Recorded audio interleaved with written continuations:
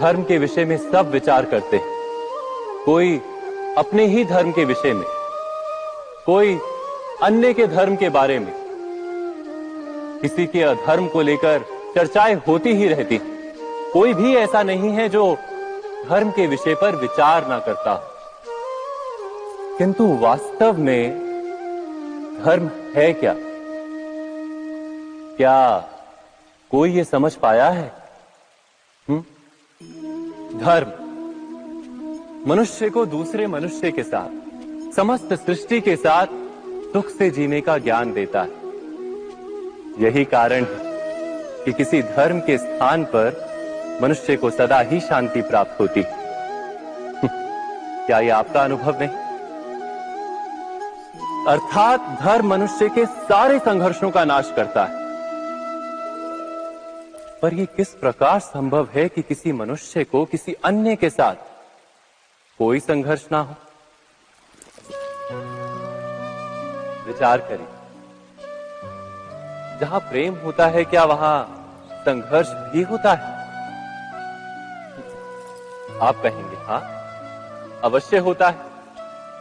किंतु आप थोड़ा और विचार करेंगे तो ये जान जाएंगे कि जिस समय संघर्ष होता है उस समय प्रेम का विस्मरण हो जाता है और फिर इच्छाएं जागती, अहंकार जागता है, क्रोध जागता है, पर प्रेम ना, प्रेम नहीं जागता।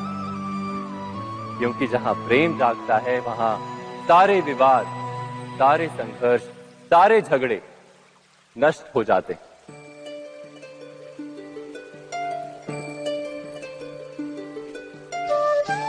यदि ऐसा ही प्रेम सारे विश्व के लिए जागे तो केवल मनुष्य नहीं, पशु पक्षी के लिए, घास के तिनके के लिए भी यदि हृदय में प्रेम हो तो क्या कोई क्रोध का कारण रह जाता है?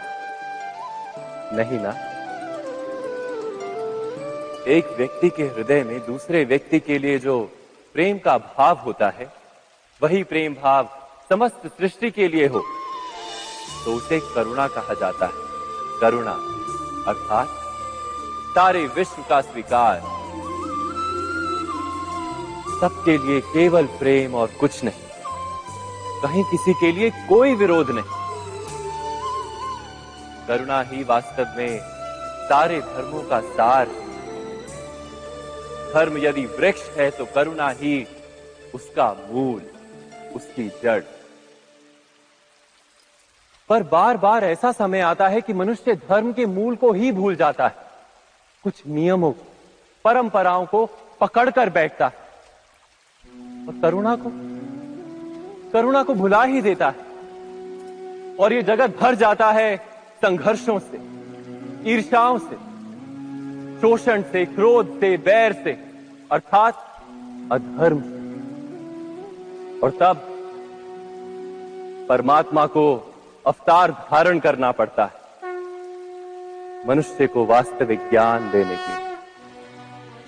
महाभारत की ये कथा भी ऐसे ही समय की कथा है जब कुछ लोग परंपराओं को धर्म मानकर जीते थे और दूसरे अधर्म से भरे थे।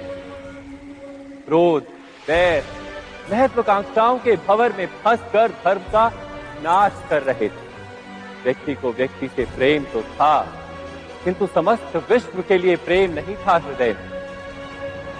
जगत में करुणा नहीं थी। इसी कारण से मैंने अवतार धारण किया।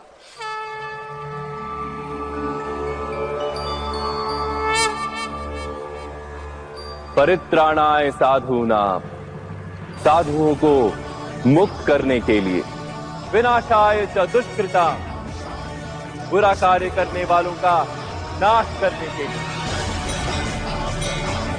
धर्म संस्थापनार्थाय, धर्म की स्थापना के लिए मैं वासुदेव कृष्ण प्रवेश करने जा रहा हूं महाभारत की इस कथा में।